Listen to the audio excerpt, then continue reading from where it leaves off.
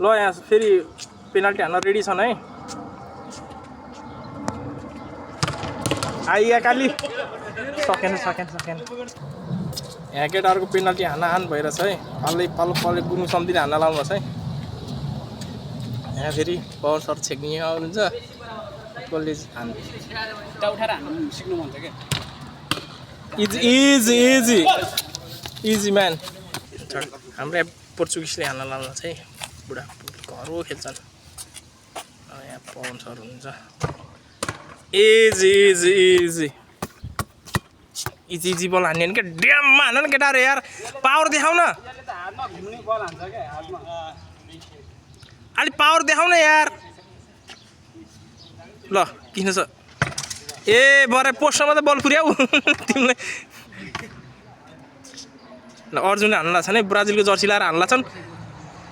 Power चाहिँ कस्तो हान्छन्। कार्लोसले जस्तो पावर हान्न पर्यो के। रोनाल्डो जस्तो टेक्निक कार्लोसको जस्तो पावर हुनु पर्यो। आहा मिठो छिर्यो यार। बल्ल ल हाम्रो यहाँ पवन सरले हाल्न चाहिँ पोर्चुगिस छ है किपर। इजी सेफ गरिदियो बुढाले। अर्जुनले फेरि हान्न लाग्छ नि। किपर पनि पेनाल्टी प्लेयर पनि 2-3 जना राम्रो हुने भयो त। कबेरको खेलाडीले गोल हान्छ हान्दैन त्यो थाहा थिएन। किपर चाहिँ एउटा दुइटै सेफ गर्थ्यो। ल है आमामा बामोस पावर त खतरा हानेछ नि हान्नलाई त, तर यसपालि गोल भएन।